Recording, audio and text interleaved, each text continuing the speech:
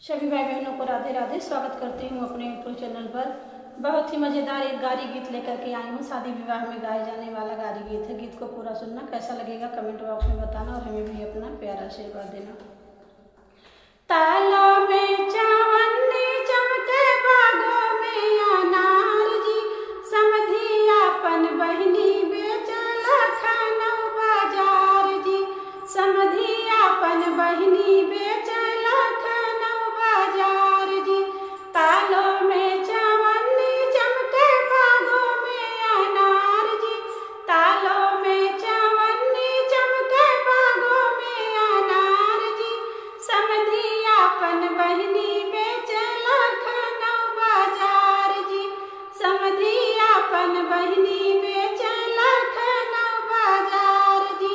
बेचत बेचत संझा होई गे बहिनी नामी काय जी, बेचत बेचत संझा होई गे बहिनी नामी काय जी।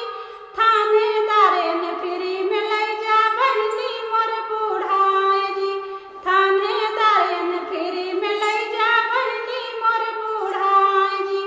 तालों में चावन्नी चमके, बागों में अनार जी, दुल्हे अपन बहिनी बेचे अमीनाबाद बाजार जी, दुल्हे अपन बहिनी बेचे अमीनाबाद बाजार जी। बेचत बेचत संझा होई गे बहिनी नामी काय जी, बेचत बेचत संझा होई गे बहिनी नामी काय जी। थानेदारे ने फ्री में लई जा बहिनी मोर कुंवार जी, थानेदारे ने फ्री में लई जा बहिनी मोर कुंवार जी।